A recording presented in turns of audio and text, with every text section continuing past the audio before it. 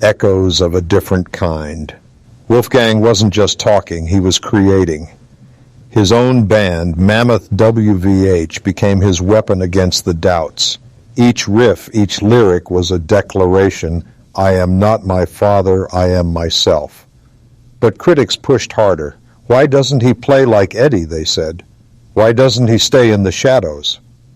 Instead of folding under pressure, Wolfgang fired back. He said he didn't need to be a copy. Music wasn't about repeating the past. It was about carving new paths.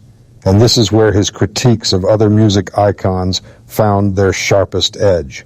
To Wolfgang, clinging too tightly to old legends made people blind to the new. It kept fans stuck in nostalgia while ignoring the voices of today. Yes, he respected greatness. Yes, he honored his father's legacy, but he refused to let the past choke the future.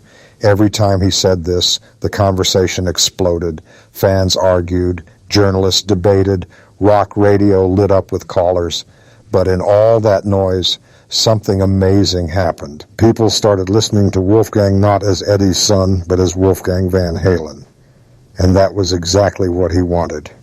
Clash with the crowd loves heroes. They love to put them high on pedestals and guard them like statues of gold. But when Wolfgang spoke, he didn't always sound like a fan. He sounded like a truth-teller, and truth, no matter how gentle, can feel like thunder.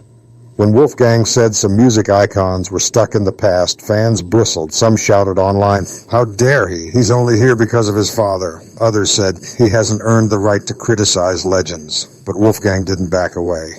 He answered with something sharper than anger, clarity. He reminded people that honesty is not disrespect. He reminded them that being part of music meant you could celebrate greatness while also pointing out flaws.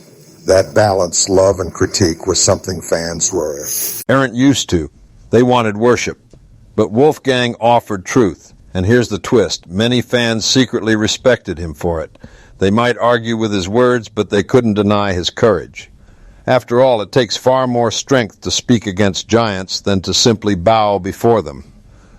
Wolfgang's clash with the crowd wasn't the end of the story. It was the beginning of a new role he didn't expect to play.